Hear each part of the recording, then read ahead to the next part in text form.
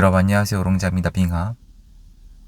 이재명 후보가 요새 유튜버에서 또는 언론에서 부동산 얘기를 좀 더 하고 있는데 점점 더 중도 클릭을 하고 있습니다. 근데 그거 얘기하기 앞서서 한 가지 좀 얘기하고 싶은 게 역시 이제 진보나 보수가 있다면은 진보에 있는 분들에게 조금 참 이런 점은 부럽기도 하다라고 느끼는 게 뭐냐면은 서로 많이 챙겨주는 것 같아요.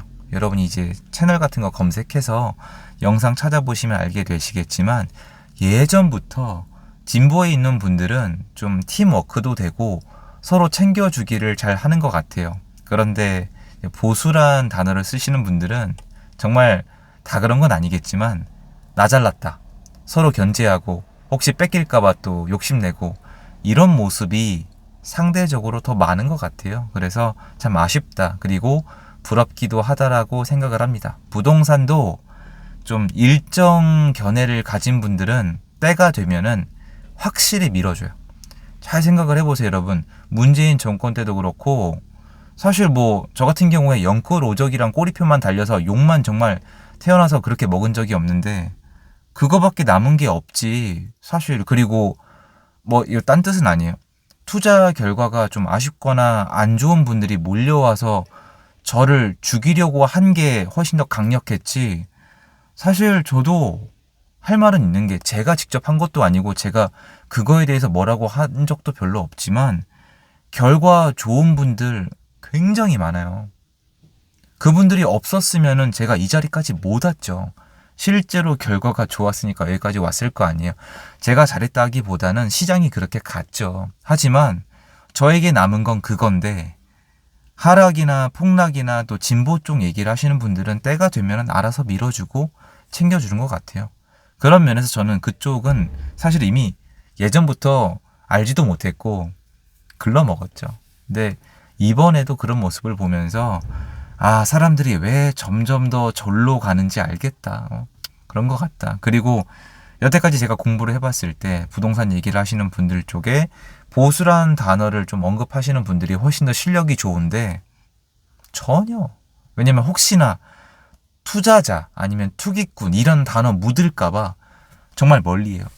원희룡 장관님도 사실 보수라는 단어를 쓰시면서 누구랑 친하게 지내셨습니까? 어떤 유튜버랑 친하게 지내셨죠? 그저 인기, 정의, 딱 서로 코드가 맞죠. 그러니까 지금 정치판은 말 그대로 연애판이랑 비슷하다고 볼 수도 있는 것 같은데 실제 할 말 해야 되고 실력이 있는 분들은 나설 수가 없어요. 국민성이랑 방송 정서가 이만큼 많이 변한 거고요. 이재명 후보도 그걸 모를 리가 없죠. 그렇기에 이번 유튜버 출연하는 걸 봤을 때도 전략적으로 선택들을 하고 있다라고 생각을 합니다. 자, 그리고 전략적인 건 여기서 끝이 아니에요. 중도 클릭을 계속하고 있습니다. 내용을 들으면서도 정말 이렇게까지? 라는 생각이 드는데 일단 말씀드리자면 이재명 후보는 이렇게까지 안 해도 돼요. 지금 지지율이랑 이 숫자가 이렇게까지 안 하고 제가 봤을 땐 하고 싶은 얘기 다 해도 상당히 숫자가 높아요. 다른 뜻은 없어요. 그냥 있는 그대로 말씀을 드리는 거예요. 그럼에도 불구하고 아마도 예전 윤석열 대통령이랑 붙었을 때를 떠올렸을 때 공포에 대한 분위기와 이미지를 빼고 싶은 게 아닌가라는 생각도 들고, 그래서 다주택자, 투자자, 사람들이 투자해서 돈 불리고 싶어하는 거 막을 길이 없다라고 얘기를 했어요. 그러니까 다주택자를 세금으로 때려잡는 게 아니라 공급을 많이 하겠다. 그리고 특정 공급이 필요한 분들에게는 더 적극적으로 공급을 하겠다. 이건 뭐냐면 공공이 공급을 하겠다는 뜻이에요. 아무리 봐도. 어쨌건 유동성 풀리겠죠. 그리고 세금을 더 이상 안 때리겠다. 이런 식으로 얘기를 했는데 여기에 이제 댓글은 이렇게 달릴 거예요. 그걸 믿냐? 뭐뭐 하니까 뭐뭐 하는 줄 알더라. 그냥 그거는 제 영역이 아니에요. 그리고 이 사례 외에도 정치인들이 했던 얘기 안 지킨 사례는 정말 많아요. 저는 윤석열 대통령 이 정권 안에 자유시장으로 가는 게 어렵더라도 야당이 거대 야당이었으니까 시도라도 많이 할 줄 알았어요. 제가 비난하는 건 이거예요. 시도를 안 했다니까요. 원희룡 장관님 같은 분이 국토부 장관에 앉아 있었는데 뭐가 되겠어요? 그런데 이거는 국토부 장관만 탓하면 안 돼요. 왜냐면 대통령이 위에 있잖아요. 그리고 여러분들이 여기서부터 이제 설명을 할 건데 오해하시면 안 되는 게 있어요. 이재명 후보가 지금 부동산을 중도 클릭을 해도 되는 게 있어요. 저는 제가 계속 제 입에서 이 얘기가 나오는데 상당히 스마트하다고 생각을 합니다. 이거는 정말 너무 차이가 나는데? 라는 생각이 들어요. 뭐냐면은 윤석열 정권은 그 정치적 선택들을 전 지금도 이해를 못해요. 생각을 해보세요. 의대 정원 있죠. 이거 전 좀 왜 한 건지 아직도 몰라요.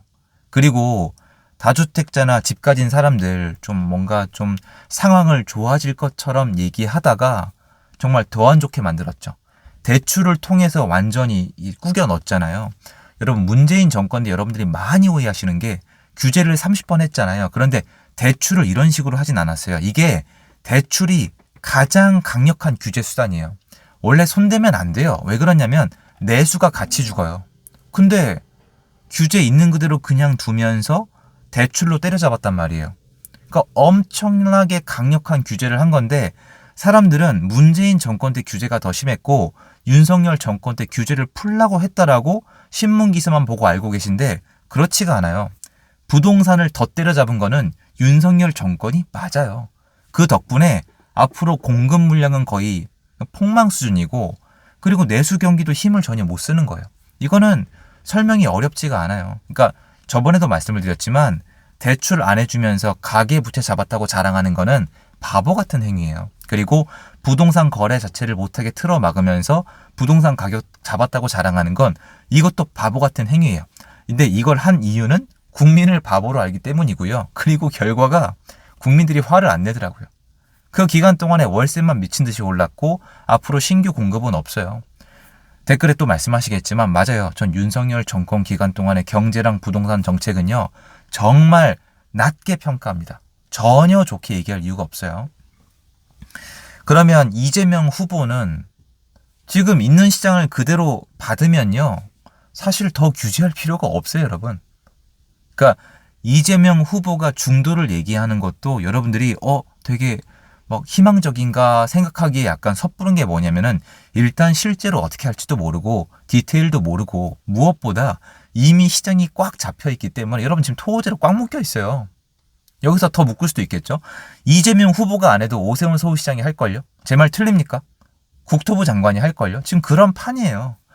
그래서 중도 클릭을 해도 너무 스마트하다고 생각하는 게 뭐냐면 중도 클릭을 해도 앞에 부동산 시장 그대로 끌어안으면 이미 잡혀 있어요.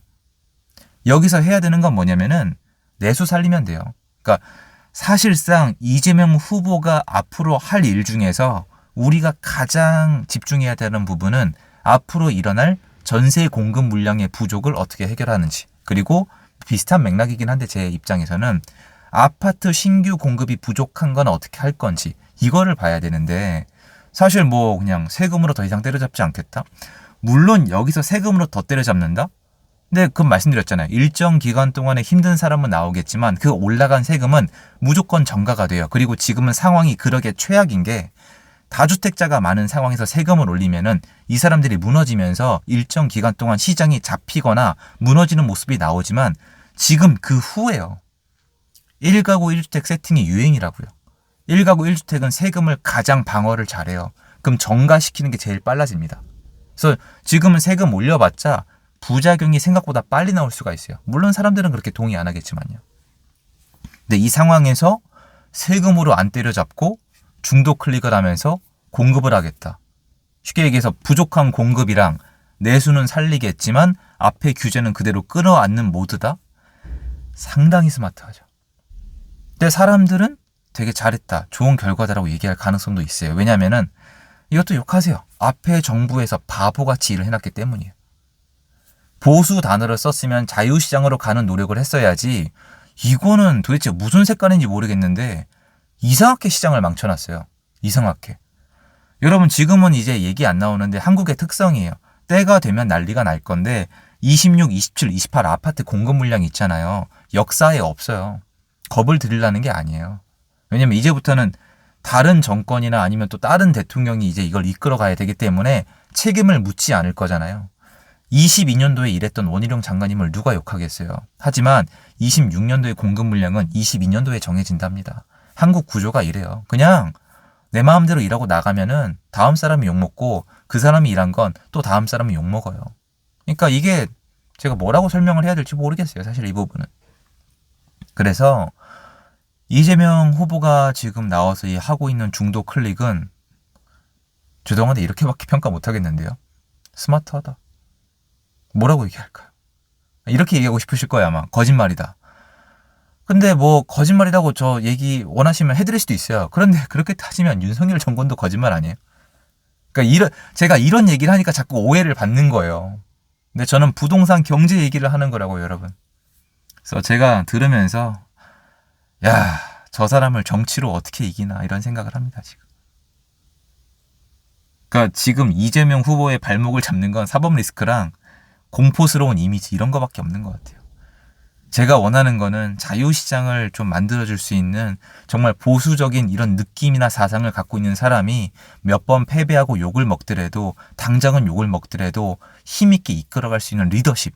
이거 지금 도대체 어디 있습니까? 그리고 이런 비스무리한 사람이라도 있으면은 그냥 언론에서 바닥까지 끌어내려요. 욕먹고 꼰대고 틀딱이고 새빨갛고 토건 세력이고 사람들도 그렇고 차별하는 사람이고 그냥 욕먹다 끝나요. 아무것도 안 보여요, 그거는. 그래서 이재명 후보 중도 클릭하는 거 지금 사실 그렇게 이상한 선택 아니에요. 시장은 이미 진보가 잡아놓은 상태로 그대로 남아있고 대출로 따지면 완전히 잡혀있고 아마 이재명 후보 입장에서는 본인이 원하는 시장으로 이끌어 가기에 물론 망가진 부분도 있지만 그렇게까지 나쁜 시장은 아닐 거예요. 왜냐면 홍보 효과를 낼 수가 있으니까. 이런 거예요. 공공이 하든 나발이든 지금 내수를 완전 죽여놨기 때문에 봐라 내수 좀 돌아가지 않냐 좀 살아나지 않냐 건설사 좀 살아나지 않냐 이거 얼마든지 홍보할 수 있어요 지금. 근데 이거는 모르고 반대급부로 봐라 가계부채를 잡았다 서민들 다 죽어가는데 대출 안 해주면서 부동산도 우리가 잡았다 이거를 홍보하고 있었으니 국민들이 그걸 누가 호응을 합니까? 누가 지켜줘요 그러니까. 그래서 여기까지 온 거예요. 전 결과에 대해서 말씀을 드리는 거예요. 그리고 여러분 이해하고 욕하셔도 돼요. 스트레스 받으시니까. 그분들은 지금도 윤석열 대통령 잘못한 거 없다. 그거에 빠져 계신 분들 계신데 여러분 제가 뭐라고 하려는 게 아니고요. 마음은 이해해요. 그런데 현실로 돌아오세요. 다 끝났어요. 그거는. 그건 이미 끝났어요. 그건 돌이킬 수는 없어요. 대선 해야 돼요. 이제. 국민들 정서도 그래요. 선생님만 거기에 갇혀 계신 거예요. 현실을 받아들이고 적응을 하셔야 돼요. 그리고 제가 앞으로 여러 번 말씀드릴 건데 한국 돌아가는 한국 국민성도 한번 보세요. 지금 돌이킬 수 있겠나? 돌이킬 수 있을까요? 제가 뭘 근거로 막 진짜 보수에 대한 사상을 얘기할 수 있는 거예요, 지금. 어디를 보고. 제가 할까요, 그러면? 저 앞으로 얘기 그냥 할 거예요. 제 말이 뭐 그렇게까지 틀렸다는 생각이 안 들어요, 이제. 그거 말씀드리고 싶어서 영상 준비해봤습니다. 힘내시고요. 좋은 하루 되세요. 감사합니다.